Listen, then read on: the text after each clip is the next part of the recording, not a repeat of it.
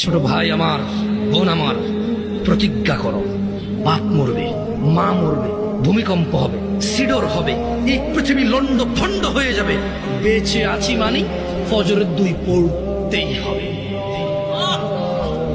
বেঁচে আছি মানে জোহর, আসর, মাগরিব, ইশা পড়তেই হবে।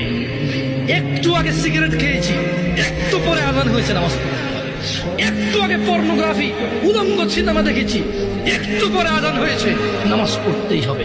ঘুমের মধ্যে কাপড় চোপড় নষ্ট হয়েছে, মা জানে, বাপ জানে, ভাবি জানে, বোন জানে, সবাই জানে। এখন গোসল করলে সবাই বুঝবে কেন গোসল করছো। সবাই বুঝলে বুঝুক, না বুঝলে নাই। আর বুঝলেই কি না বুঝলেই কি, আমার কাপড় নষ্ট হয়েছে, গোসল আমার ফরজ হয়েছে, আমি গোসল করবো, নামাজ পড়বো।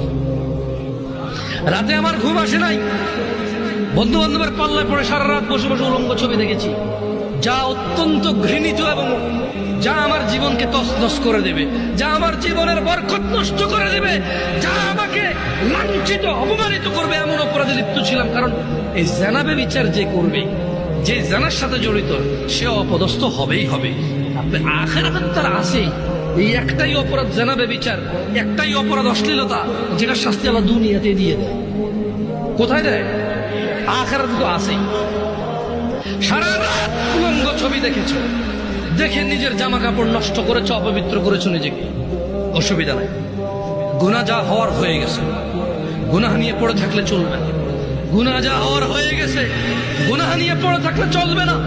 যাও গোসল করো, ফজরে আযান হয়েছে, সালাতে যাও, 2 রাকাত সুন্নাত পড়ে আল্লাহর কাছে ক্ষমা চাও, 2 রাকাত ফরজ পড়ে আল্লাহর কাছে ক্ষমা চাও।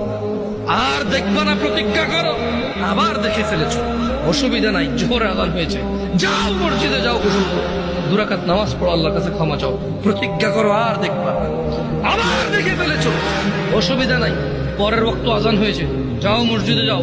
কারণ মনে রাখবা, সকল অপরাধ গুনাহ, নামাজ যদি ছুটে যায় কুফরিয়া শিরকি হয়ে যাবে, ছাড়া যাবে না নামাজ। আমি কি বুঝাইতে পেরেছি?